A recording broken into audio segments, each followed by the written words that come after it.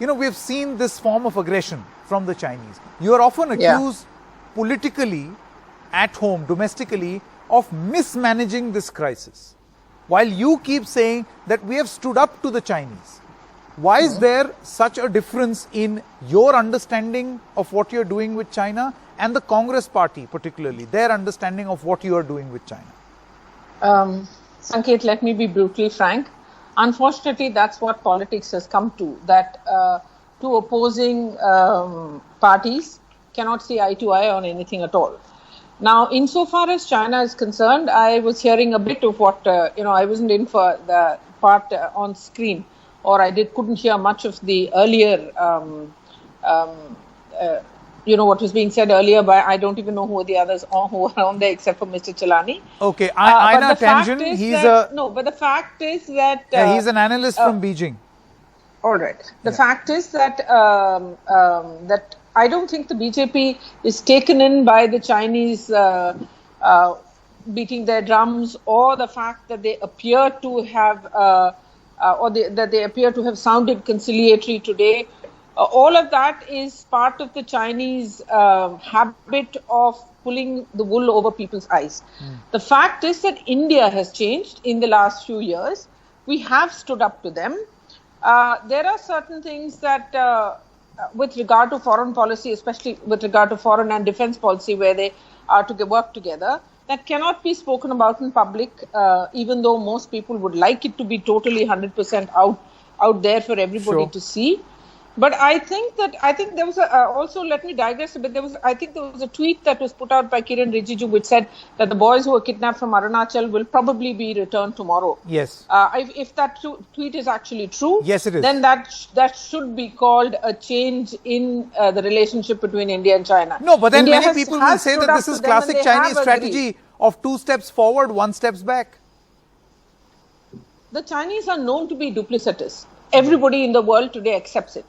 But they have also got a lot of strikes that have been there against them. Remember that economically also China today is in trouble.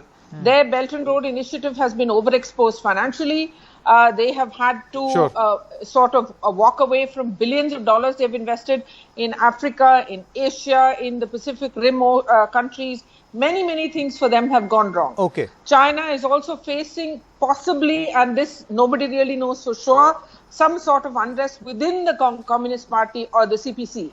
That will never really come out fully unless it's actually out in the open, and God only knows. Yeah, so the saber rattling is... So you need to understand that it's not just externally that China is facing problems or is facing opposition. It's internally as well. Fine, I get your point. But see, my question is very different. My question was, why is this not being perceived as a collective fight against China in India? Why is there a political... I wish it was. I have Supriya Shinath with me. Regardless of our political differences, the parties should be able to bury the hatchet, not in each other and not in... Let's listen to why they feel that the government strategy is incorrect.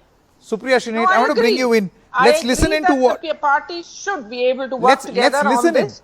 Let's listen to the Congress's perspective. We can have our disagreements. All parties do. Okay, but we must learn to work together on at least international and foreign policy. So let's listen into their point of view. I've got Lalita ji, one moment. Let's listen into Supriya Shinath's argument. Supriya, now let's take a look at this joint statement. Right? The joint statement, has it changed much on the ground? There are no timelines. Maybe we are expecting too much too soon. No framework for disengagement, perhaps just a resolution to talk more. As Ambassador Vishnu Prakash was saying just a short while ago, many of the experts here seem to be saying that, by now you know the strategy of China. I want to know from you, Supriya, why does your party feel that the government's strategy in dealing with China is incorrect or incomplete? With all respect, I'm honored to this time. There are some of the most... I'm sorry, I can't hear her at all. As far as the view of ambassadors are concerned, but and of course strategic affairs experts. I will just say one thing. I don't think there is an issue here as far as political slugfest or political mudslinging is concerned. This is an issue which is much above all of us. It's about our strategic national security. Now, if you see the statement which was issued after the meeting of the two foreign ministers, it has no mention whatsoever of the status quo ante. And as a responsible opposition, as citizens of this country, we would like to know what is happening on that. There is no denying now that China has entered our territory. There is no denying that the talks were on restoring status quo ante. So what has gone wrong? Are we going to allow China to continue to capture the land that they have? I mean, that is the big question. They need to be pushed out. And this statement doesn't mention that. And that is a cause of concern because this government has time and again, and I'm not being partisan here, but this government has time and again gone back and forth. They first said nobody's entered, then the Defense Ministry put up a report, then that was taken down. This is not how strategic affairs and national security can be dealt with. These are very big, very sensitive issues.